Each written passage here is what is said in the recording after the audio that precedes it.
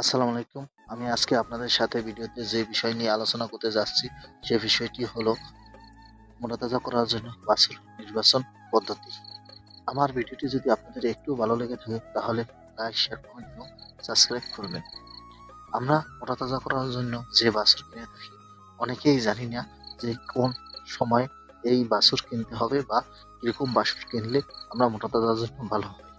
কিন্তু আমরা বাছুর কিনে থাকি, কিন্তু অনেকে বাছুর কিনে থাকে যে বাছুরের 2 বছর 2.5 বছর বয়স হয়ে গেছে।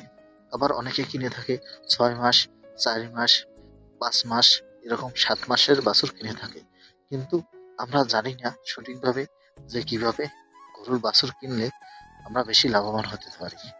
কেননা আপনি যদি 3 মাসের জন্য গরু মোটাতাজা করে থাকেন, তাহলে আপনারা 14 মাস থেকে 2.5 বছর পর্যন্ত গরু কিনতে পারেন। কেননা আপনারা যদি ফিজিয়ান গরু কিনেন 14 মাসের গরু কিনলেই হবে, এবং যদি দেশি গরু কিনেন 2.5 বছর পর্যন্ত বয়সের গরু কিনতে পারবেন। এই সব গরু যদি আপনি পালন করে থাকেন তাহলে দ্রুত মোটাতাজা হবে এবং আপনি লাভবান বেশি হবে।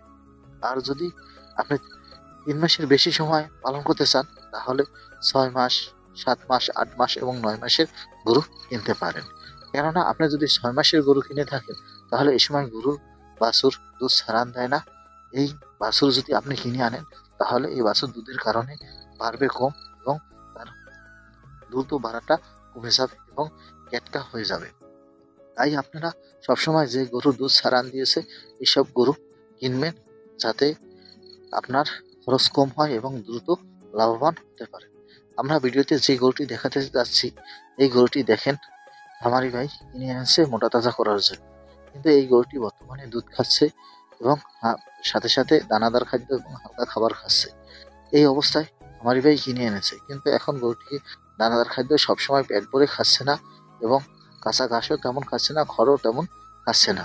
এই কারণে খামারি ভাই মনে করতে আছে যে কৃমির ওষুধ দিলে ঠিক হয়ে যাবে, কিন্তু আসলে কৃমির ওষুধ দিলে সম্পূর্ণ ঠিক হবে না। কেন এই গরুটি দুধ খায়, এই দুধ না পাওয়ার কারণে গরুটি এখন এরকম অবস্থায় বসে আছে এবং খাবার দাবার খুব কম খায় এবং আস্তে আস্তে অপুষ্টিজনিত রোগ ভুগতে থাকবে। তাই আপনারা এইসব গরু যদি কিনে থাকেন তাহলে বেশি পরিমাণ ভিটামিন এবং মিনারেল খাওয়াবেন, এর সাথে সাথে জিঙ্ক খাওয়াতে হবে এবং কৃমিনাশকও দিতে হবে।